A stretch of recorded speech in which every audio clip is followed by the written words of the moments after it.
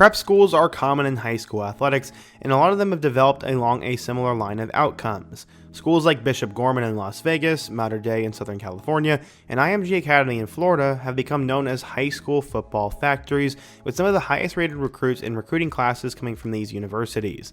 Guys like Tate Martell and DeMarco Murray came from Bishop Gorman, Matt Liner and Brew McCoy from Mater Dei, and JJ McCarthy and Grant Delpit from IMG have made some waves as some of the highest pursued recruits in their respective recruiting classes. Scouts respect these schools for their ability to develop prospects for the college game, and talented players want to go there so they can get recognized. But there aren't many of those type of big name schools in the Midwest. Most of them are in the West or the South, but in 2020, during the peak of the pandemic months, when football was arguably at its weirdest, we got one of the most interesting sports stories of the decade right off the bat, and it had to do with a startup prep school called Bishop Sycamore High School. Yeah, we all remember that. 3 years ago, in the fall of 2021, Bishop Sycamore was busted for essentially being a fake prep school with seemingly 40-year-old guys playing. The school was a complete sham, and it was honestly really funny to watch. Hopefully no one got too hurt and nothing was too bad in the long run, but in today's video, I want to do a spotlight back on that whole Bishop Sycamore situation.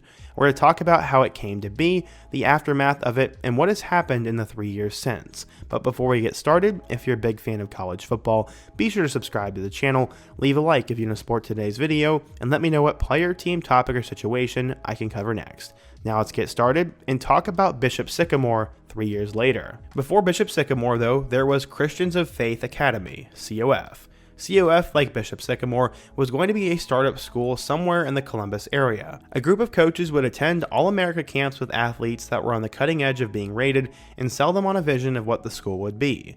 Oftentimes they would tell the kids, some of them just true freshmen and sophomores, that they were already 19 or 20 and that COF would be the best opportunity for them.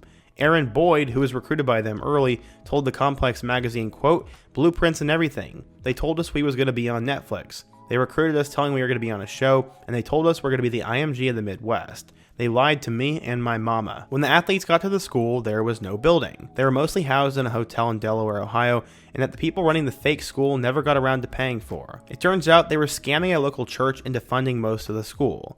They weren't getting fed either, so some of the players ended up having to steal from supermarkets just so they didn't end up starving. As for the football side of it, the players didn't even practice. They just went straight to games, sometimes 2 or 3 in a weekend. Play calls weren't up to the coaches, they were literally ripped straight from Madden. Coaches eventually left after they realized they weren't getting paid. The few kids who were actually in high school who left normal schools to join COF ended up having to redo their year of high school once it all fell apart in 2018. Eventually, COF's scam was discovered and it faded away, only to resurface in 2019 as Bishop Sycamore High School, which was spiritually just the same as COF, with the same people and all the same problems. The main figurehead for Bishop Sycamore was their head coach, Leroy Johnson, who sometimes went by Roy Johnson as an alias, who told the students that they would be practicing at Ohio State's football facilities and studying at Franklin University. Once he gathered enough students to form a roster, with some of these guys not even being high schoolers, they found out they'd be practicing in front of an empty lot in front of an apartment complex, and they wouldn't be studying at all. Players played injured all the time because there were no team physicians. An anonymous player told Complex, quote, "I got hurt early in the season and I ended up playing hurt like the majority of the year because we didn't have any athletic trainers. It was like go outside, go get help with one of the assistant coaches in the pool or something, and even when we were playing back-to-back games, there's no time to recover for those games because we don't have any trainers." The apartment complex also evicted players because Johnson couldn't pay their rent. Stress ran high enough that players fought each other at practice constantly, and this sounds like it was a terrible deal. Bishop Sycamore went 4-5 with their ragtag roster in 2019, playing mostly smaller schools outside of the state of Ohio. With the pandemic becoming an issue in 2020, they sought out cancellations because of quarantines and instantly rushed in to steal a schedule spot to play any games at all. Most of these games came against big-time powers like Massillon. IMG killed them 56-0, and they went 0-6 on the year. In 2021, they managed to secure another game with IMG. Reportedly, Paragon Media was looking for a team to play IMG, and they couldn't find any, so their outsourced work was approached by Bishop Sycamore. BSHS made it sound like they had a bunch of future NFL talent on the roster, and for some reason, Paragon didn't do enough research and agreed to allow ESPN to broadcast the game. It became clear, though, that through the course of the game, that not only was Bishop Sycamore not fielding a team of elite recruits, but that the announcers didn't even know who the players were. Leroy Johnson's active arrest warrant for fraud was discovered, and even before the game was over, people were loudly wondering if it was even a real school. IMG ended up winning 58-0. So what happened since then? Well, what happened was all over the internet. Of course, Bishop Sycamore went viral and blew up as a fake school that played IMG on national television. Canton police started investigating them for forgery. Coach Johnson was fired, and the school's founder, Andre Peterson, stepped in a little himself before another coach was hired. A lot more came out about Coach Johnson over time, as some of the things he was accused of included forging checks, goading players on the team that beat up a homeless man, running over a flock of geese, and encouraged players to take out a PPP loan under the pandemic relief program to pay their tuition. On top of that, he was implicated in a domestic assault charge, stole from a Best Buy after using a fake name, and sits with thousands of dollars of fines due to his fraudulent school and hotel practices.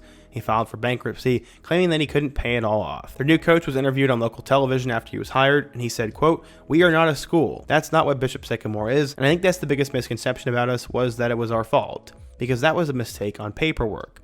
He really admitted that the school was a scam live on air because it was better than keeping up with the lie. The Ohio Department of Education had to make it apparent that the school wasn't an official school.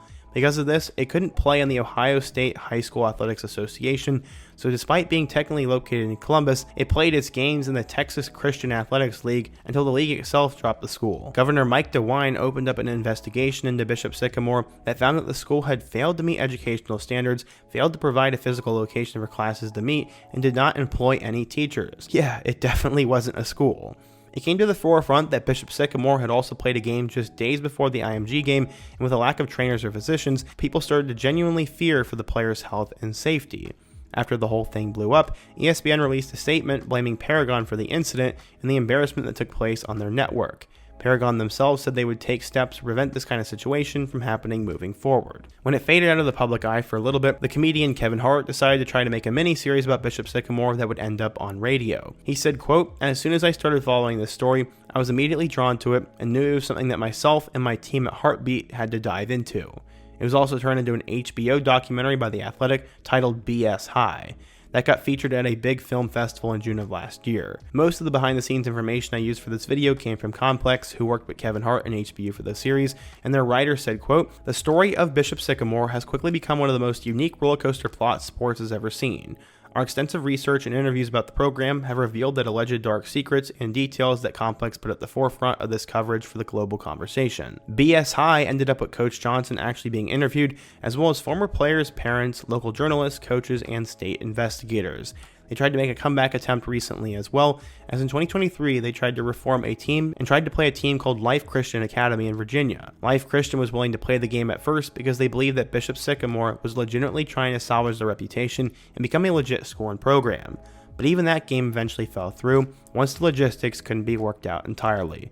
Since then, no major attempt has been made to come back, and nothing has come out of anything attributed to Bishop Sycamore High School. But since there's no real legal way to prevent something like this from happening again due to the way that high school sports allow scheduling, there's a real chance that we'll be seeing them again sometime in the future, and as terrible as it sounds, it would be kind of funny to see all that happen.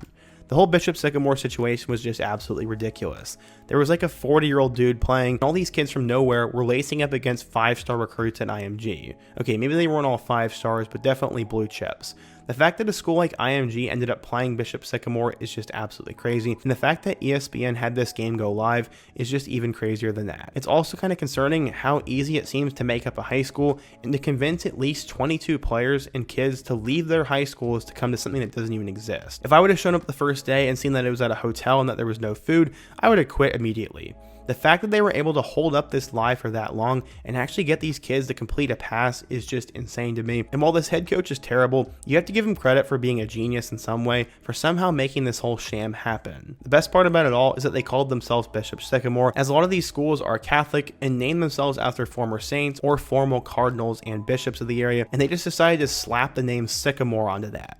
I don't know how they got away with it, but it's just funny to me, and I hope you guys enjoyed today's video. If you did, be sure to let me know your thoughts down below. Let me know how you think a coach can pull this off and what other obscure football topic I should cover next. Before you go, don't forget to also leave a like, subscribe if you're new, and check out all of the videos on the end screen. Hope to see you guys again soon, but until next time, peace.